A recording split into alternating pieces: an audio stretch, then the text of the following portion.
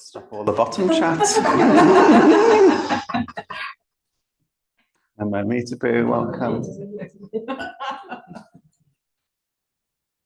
Good to see you all. Be too close. Feels like we're quite close. No, it's good. It's good for my neck, so I have to kind of look around to see everybody. So, as well as being a talk as part of today's celebrations, this talk is also part of a series running through the year where we're taking bits of the liturgy and speaking about them. So Sachi did a talk about the precepts recently. This is about refuge. Then we've got talks about the Bodhisattva vow and about the 3 virtues. They've got a talk each. No blame, be kind, love everything. So there's little flyers with those dates on in the hallway. We're not doing them in the order that they appear in the liturgy because we had the idea after we'd already started doing the talks. And in the run-up to this one, I found that I was quite nervous, more nervous than usual. And I didn't clock that for quite a while. I was just sort of in it. And what it felt like was really wanting to make sure I was prepared. So the sort of content was living in my head, and or maybe I could add this in and say this, and what about this? And I must look that thing up, and that kind of, but it was with me a lot of the time in a way that was leaving me a little bit jangled. And then I had some time open up this week. So I was just sitting and doing some Guanyin chanting. And I noticed, oh, there's this nervous quality in me. I wonder what that's about. I'm just sitting here now. Maybe I can kind of be curious about it and see what's going on. And I had a sense of myself sitting in the present moment, but I could feel in my neck and back and shoulders there was a lot of tension. I'd got a slight tension headache. There was really a lot of sort of crunchiness. So that's where I started bringing my attention to. And I had this sense of like, oh, my body is working really hard to keep me upright. It's putting a lot of energy into keeping me upright, more than is necessary. So I wonder if there's something pushing me down, if I'm having to lift up against something because there's some other part of me that feels weighed down and really just wants to sort of collapse. And then everything else is like, no, we can't let that happen. We need to be like this. And suddenly there's all this crunchiness. And as soon as I asked that question, I had this vision of a sort of cloud above my head, settling on me and weighing on me that I was pushing up against. So the next question is, well, what's in the cloud? And what it was a lot of stuff around Buddhist lineage, around legitimacy, around whether I was allowed to teach or not, around how other people would view me, the Buddhist world. And some of the context for this, right, is that we left the Buddhist order that we used to be a part of, and I'm estranged from that teacher. And in the past, that gave me a sense of legitimacy. Is traditionally the way that Buddhists work. The Buddha told his disciples they were entitled to teach. They told their disciples so on and so on and so on, all the way to the present day. That's the fantasy, right? And different schools have their lists to show from this person in the present. These are all the individuals going right back to the Buddha. And historians have looked at some of those lists and said, well, this person died years before this person was born. So we know those lists aren't 100% accurate, right?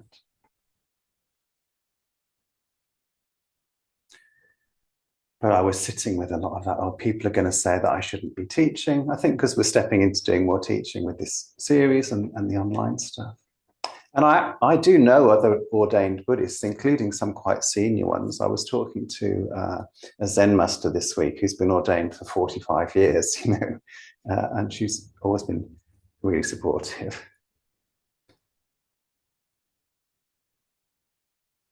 And years ago, many, many years ago, I was involved in a Tibetan Buddhist group. And I took refuge. I was never really that into Tibetan Buddhism, but it was the only group that I could get to. I didn't drive back in those days. I took refuge with them. I received an empowerment to practice the medicine Buddha practice. And as part of that empowerment ceremony, you formally take the bodhisattva vows. A little bit like we did with the refuges this morning. And in that tradition, as part of taking refuge and the bodhisattva vows, you also take refuge in the human teacher, the guru. Is very strong in Tibetan Buddhism. And I was told, like, if you leave this tradition, if you break that vow that you've taken to stay loyal to this guru, that's a few lifetimes, many lifetimes in hell to kind of work off that bad karma for breaking those vows. So all of that stuff was in this cloud. I was like, oh, that's just no wonder it feels quite heavy. But I'd been doing this Guanyin chanting all along. And I had this sense of Guanyin being much, much bigger than me and much, much bigger than the cloud, not just taller, but like the kind of vastness of the space around me, around the cloud, how that was completely illuminated by the light of Guanyin, by the light of Amida Buddha. And as I tuned into that sensation, very quickly, the tension started to ease from my neck and my shoulders. The kind of bubbling anxiety in the background began to recede. And I was curious, like, well, why is this weighing here? Like, something in me still wants to impress all of these people, the traditional Buddhists, the Buddhist police maybe, who are keeping an eye on it. And something in me said, yes, because you want someone to see that you're doing a good job. I was like, oh, well, it is important to do a good job. Like, that's a reasonable motivation. It's important to respect you and the space and the tradition. But why is there something underneath that motivation? Oh, yes, if we do a good job, then we'll be loved. I was like, oh, okay. But look, this love is already here. You don't need to do anything to receive it. And then the final bits of tension eased away. And I felt really relaxed. And I thought, oh, I don't need to think about this talk anymore. Well, probably I do need to think about it a little bit because I hadn't decided what I was going to say. I was like, oh, this is a kind of new, the depth of being relaxed and of really feeling like it's okay was really profound and new in the context of leading up to a retreat day or leading up to doing a talk or a presentation. Normally there's a bit of my mind going, oh, what if this happens and what do I need to adjust this? And today I was like, oh, I'm just feeling relaxed. What could possibly go wrong? But, I don't need to worry about everything in order for things to go well. That was a very powerful experience of taking refuge. That's a way of describing what happened to me. refuge isn't just something that happens when we say those words in the practice session or when we go in front of the Buddha, like many of you did this morning and said them in the ceremony. It's something that happens over and over again in our practice. It is the main practice of Pure Land Buddhists, falling out of refuge as foolish beings and into some state of fear or anxiety or greed or ill will, which are just versions of fear and anxiety. And then remembering, oh, there is something else here as well. The Buddha is also present. Something relaxes. And what happens throughout many lifetimes.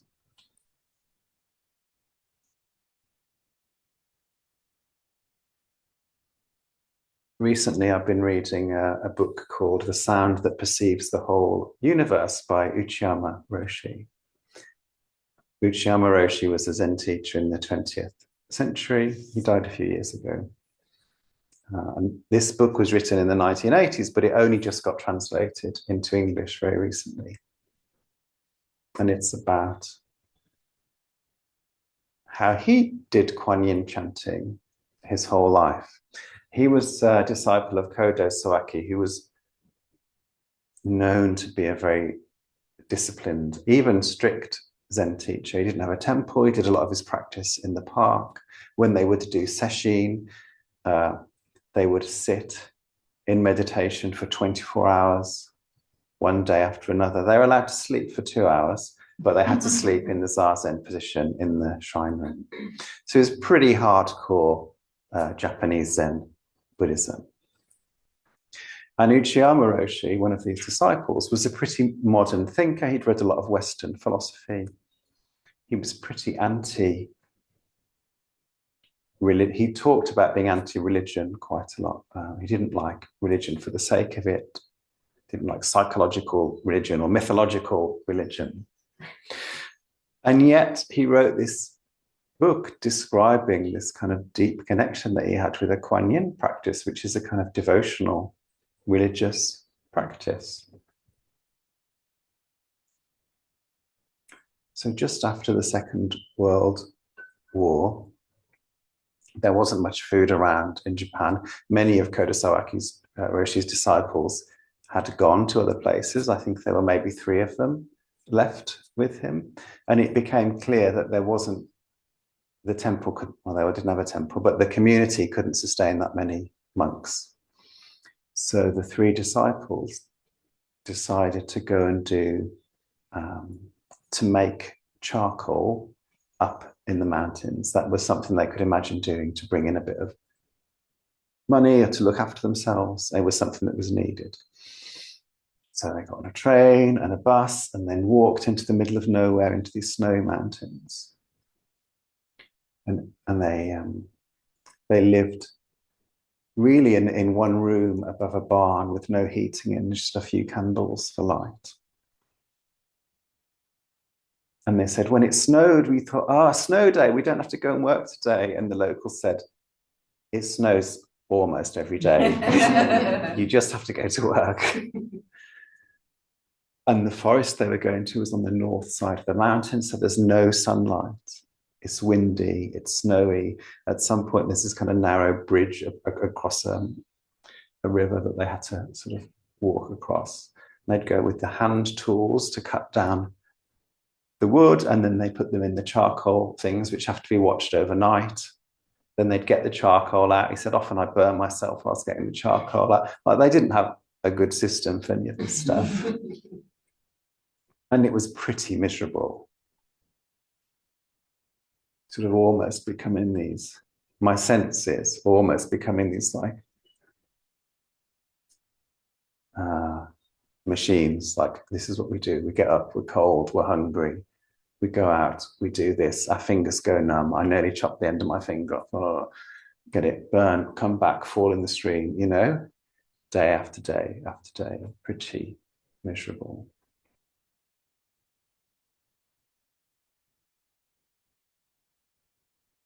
I think it's It's the teacher from Hawaii whose book I was reading this morning. The one who is. Oh God, you're asking me. Anyway, I was reading a really lovely book by a Hawaiian Zen teacher, and she talks about this, like how important the Norma Wong, Roshi Norma Wong, how important like the quality of being human is, and how easily we fall into actually being mechanical robots, just kind of doing one thing after the other with no real aliveness in us. I don't know, but when I read that account, it feels like they'd fallen into some of that state. Not all the time, I'm sure. And then one morning, Uchiyama Roshi wakes up. He's depressed, he's miserable. He realizes that he doesn't want to get out of bed and go and do this work anymore. And spontaneously, he starts chanting the Guanyin mantra, or Kanzeon in Japanese, Nama Kanzeon Butsu.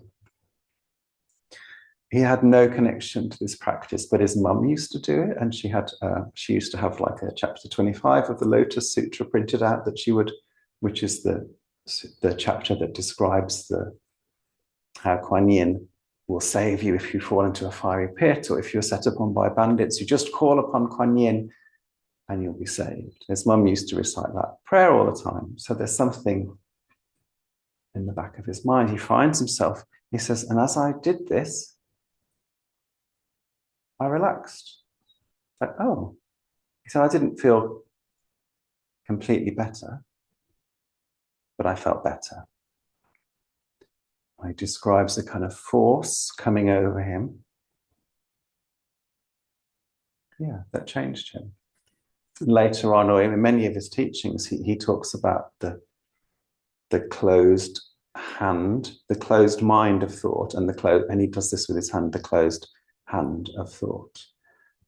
And that Zazen, which is mostly what he taught his whole life, gives people the experience of the hand opening, of the mind opening, of something relaxing, like the experience I had a few days ago.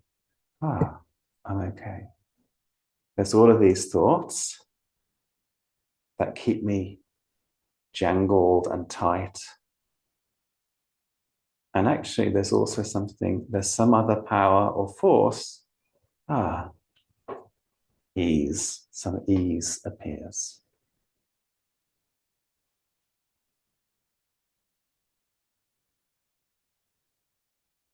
So he wrote and asked his mum, can you send me a copy of that prayer? And he did, and he just carried on doing that, not just through the time when he was making charcoal with his friends, the two other disciples, but once he came back into life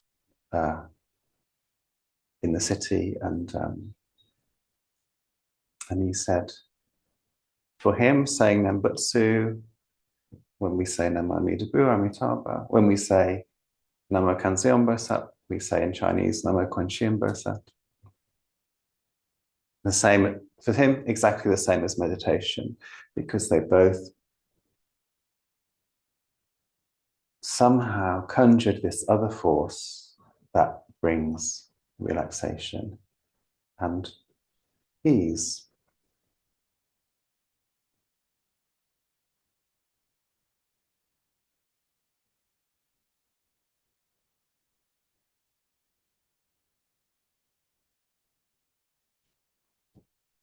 Rob Babir, whose book I've been reading about emptiness meditation, talks about the mind contracting. And I think sometimes we feel like in our whole bodies, when we're not in a place of having taken refuge, there's the tight, like this in our minds, but in different places in our bodies, we become smaller. We take refuge. Maybe the fingers just uncurl a little bit the first time, but we keep dipping ourselves back into that energy, that force, into the Buddha's light. Slowly it becomes easier and quicker, that the hand completely opens, that the body opens, that the mind relaxes. And we're not relaxing like Jiu Kennet I heard Jiu Kennet Roshi used to say, if you want to be really relaxed, just look at the dog lying in the sunlight. That's the most relaxed you could be. That's not what this experience is, because it's awake, alert, open, present, and also relaxed.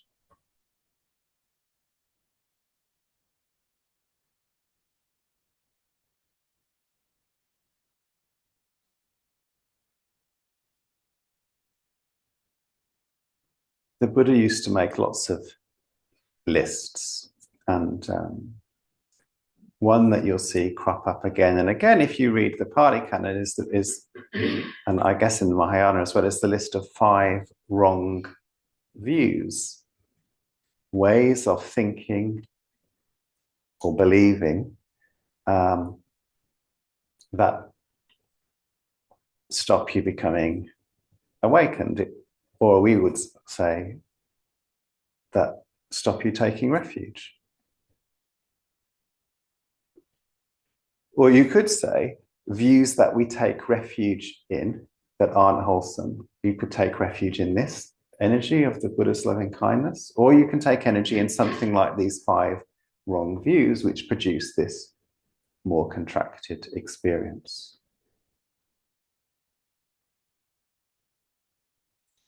And the first one is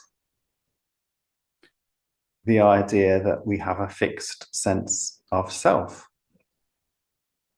or soul, that somewhere we can discover something about ourselves that isn't changing at all. And this was a big deal in the time of the Buddha, where the kind of mainstream, a lot of the mainstream religious practice was about bringing the part of you that doesn't change back into the body of God.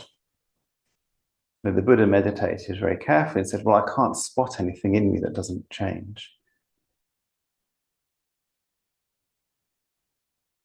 And even the kind of that force, that energy of loving kindness that we take refuge in, and that appears in us sometimes, if we really pay attention to it, like I trust that it's always present behind everything else. That it says in the statement of faith that we all have a loving heart.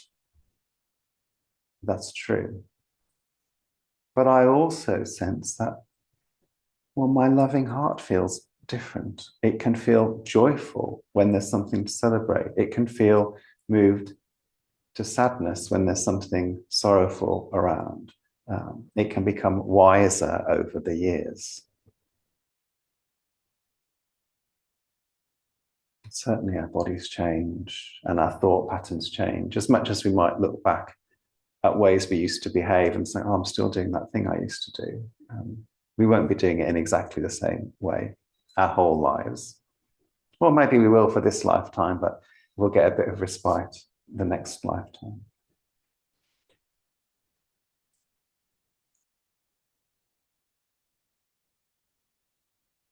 So that's one of the wrong views. And it connects to the second set of wrong views, which is eternalism, the idea that I will just go on forever, or nihilism, the idea that I will finish completely when I die.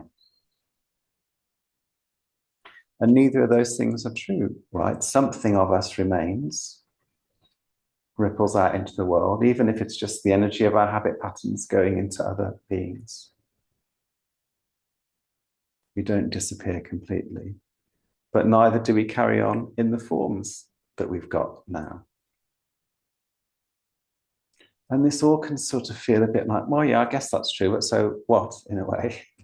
What does it bring me paying attention to those things? What it brings me paying attention to those things is it brings me some of that quality of softness.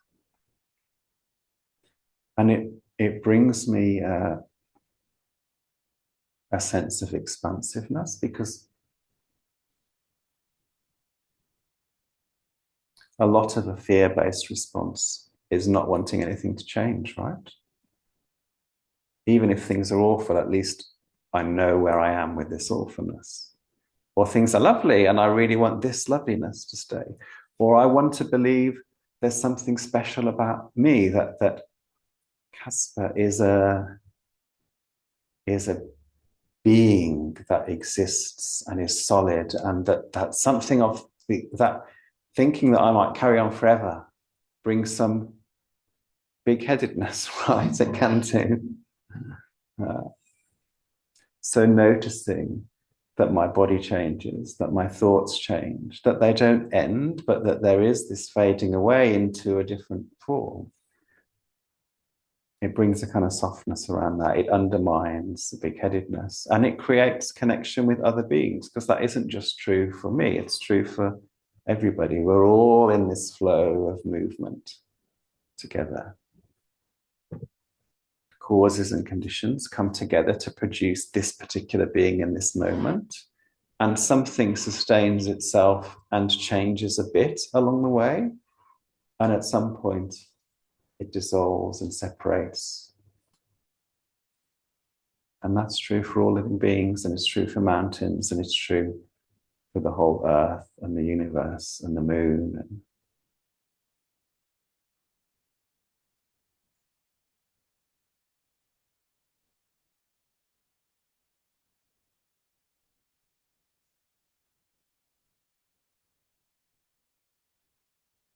What I haven't spoken much about is what we actually take refuge in. We know it's the Buddha. It's easy to get our heads around a Buddha who lived and died 2,500 years ago, because we recognize, oh, I know what a human being is.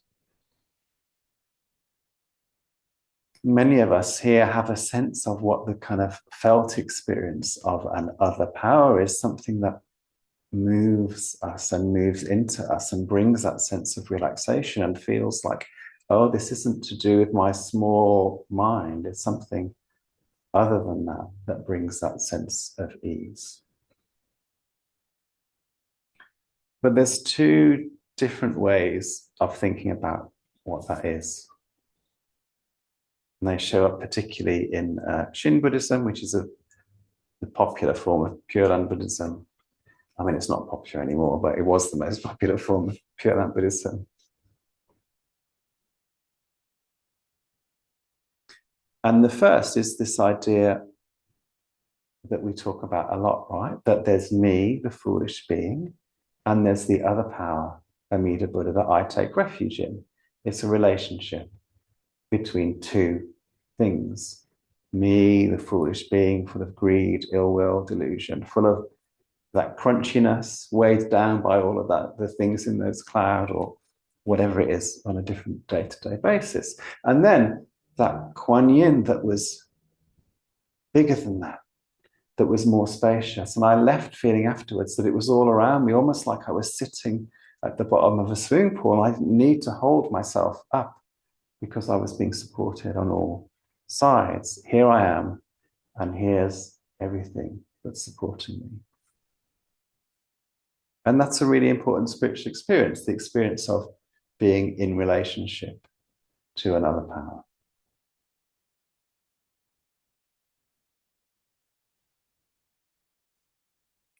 And there's also a view in some modern Shin thinkers that what Amida stands for is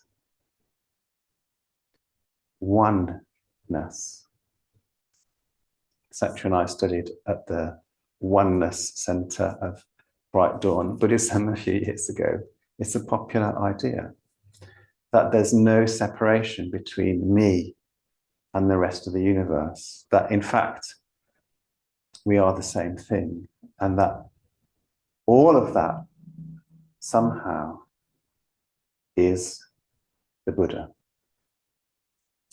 Kyozawa Manshi said everything shines with a light of its own, and this is like that there can still be some element of relationship in that, like, oh, I can become enlightened by an experience of reading a text. That's like a light shining. I can become enlightened by the frog hopping into the pond, like in the Basho poem, or seeing a sunset, or even, as the teacher said to me, Once, the bodhisattva might show up as this chipped mug that I'm holding. You might suddenly feel like a real tenderness and care because it's chipped.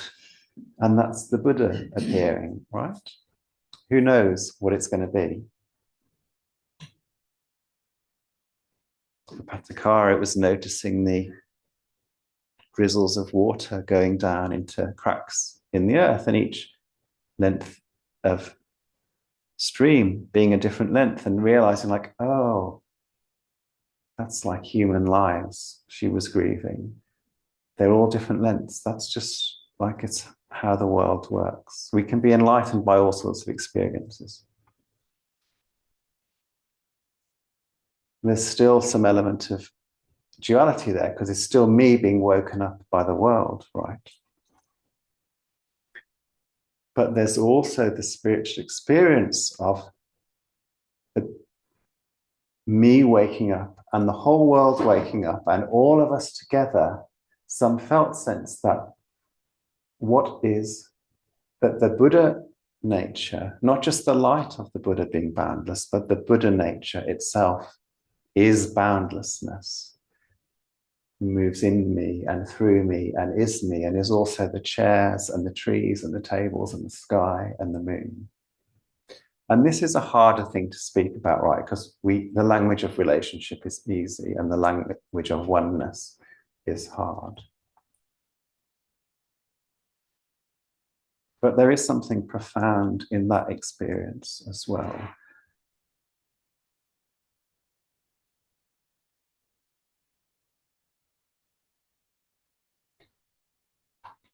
And the more and more we can let go of wrong views, the idea that we are permanent, or the idea that we disappear completely. And there's other wrong views, refusing to understand cause and effect, that one thing leads to another, and particularly that good impulses lead to good impulses in the future. Particularly believing that I know better than everyone else, like that's one of the wrong views that lots of people get stuck in, including myself. The more of those we can drop away, the more we come into this sense of everything being enlightened together. And maybe it doesn't last long, but what it brings us is that sense of ease and relaxation, like the hand that was clenched, unclenching. And even if we've had that experience of oneness, what we tend to do is go back into the world of relationship, because that's kind of how human brains work. But it's easier to feel connected to people, to feel caring for people, knowing that we're all part of this dance of things coming together and falling apart, and coming together again and falling apart. And that sometimes that coming together produces this individual or this individual. But ultimately, there's just this kind of vast, awe-inspiring movement of everything together, which is the movement of love itself in the world. So taking refuge can be remembering that as well. And the last wrong view that I want to touch on, because I think is quite interesting, is sometimes translated as taking refuge in ritual and ceremony and the precepts. Like, oh, well, we do all those things. Sometimes it's described as taking refuge in the wrong sort of ritual, like doing animal sacrifice. I'm like, yeah, sure, I can get on board with that. And the wrong precepts. Like Angulimala, who was told by his teacher that if he killed 108 people, he'd become enlightened. Like, that's not true. So in those cases, it's pretty easy to see, yeah, I shouldn't take refuge in those things. But it is often, I haven't examined the Sanskrit closely or the Pali closely, but it is often just translated as ceremonies and precepts. I'm like, sure, there is, and there's something in that, right? Because those things can be supportive, but we shouldn't confuse them for the movement of our hearts and minds. The reason we come into the shrine room is to let ourselves be moved, to become more open, to become more respectful.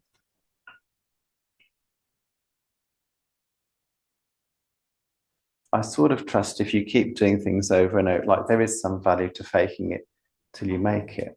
But at some point, you have to know that you're here to take refuge in the Buddha of infinite light, not in, oh, this is the exact way that we're supposed to be doing this.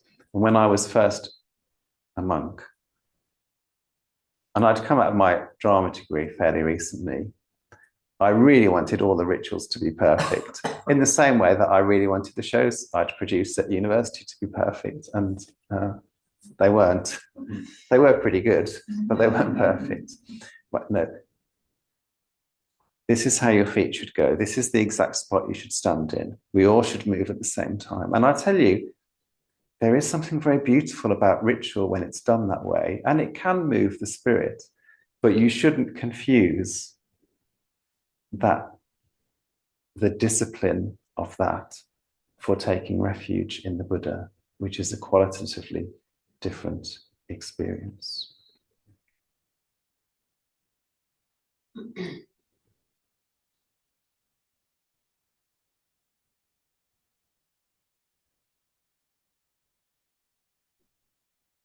Maybe just invite you to sit for a moment and notice any place in your body or mind where you can feel a kind of contraction or holding on or a fizziness.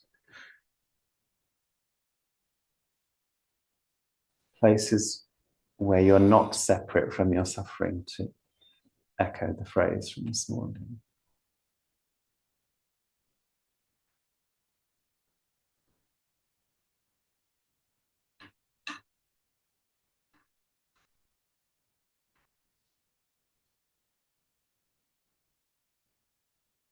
And then notice any place in or around your body where there is more a sense of ease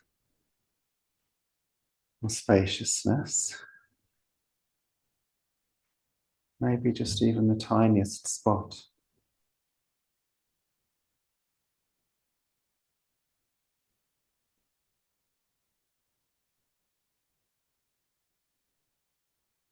And then maybe just allowing those sensations to notice each other. Like, oh yeah, maybe there is some contraction, but there's also some other quality present, some spaciousness, some ease, some groundedness as well.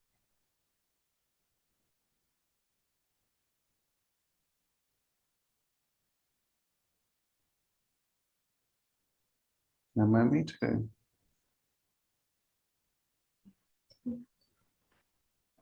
Thank you very much. So in a moment, we're going to move into a creative workshop that Rahavani is facilitating. If you're here in person, which will actually anything that's around, you know, that the intention is the kind of being moved by what you've experienced this morning, that the creative act can somehow allow you to express that or process it or be with it in a different way. So instead of asking questions or going into small groups, we're going to do something, or you don't have to, but you'd be invited to do something artistic. Namo me to be.